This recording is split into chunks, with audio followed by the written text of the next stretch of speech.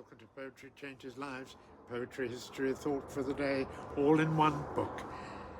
PoetryChangesLives.com is the website where you can read about it and buy the book if you wish to. There is a hardcover copy of this book coming out in time for Christmas. It'll make a great present, I think. That's exciting news. On this day in 1968, the great French painter, sculptor, and avant-garde artist generally, Marcel Duchamp, died.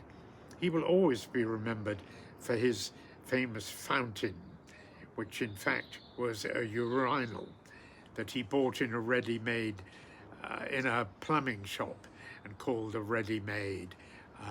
He submitted it at an exhibition in, I think, 1918 or sometime like that. Duchamp wanted to move away from purely visual art into the idea behind it. And later on in the 1960s, he was very much in favor of pop art. And he said, if you take a Campbell soup can and repeat it 50 times, you're not interested in the visual image. What interests you is the concept that wants to put 50 Campbell soup cans on a bit of canvas in the first place. Well, he's got a point there, I suppose. After 1923, or around then, his main interest was chess, in fact, which he played obsessively, seeing it as a pure form of art as well as a game.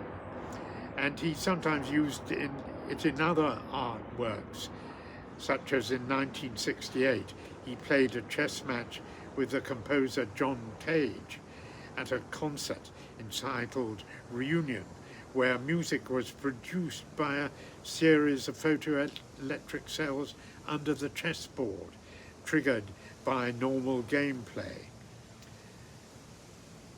Today I'm going to read a poem by another avant-garde person, the French poet René Daumal, who knew Duchamp, of course. Here's one of his poems entitled Mount Analogue.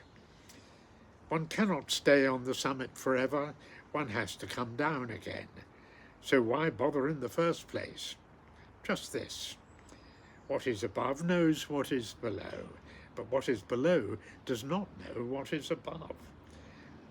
One climbs, one sees. One descends and sees no longer, but one has seen.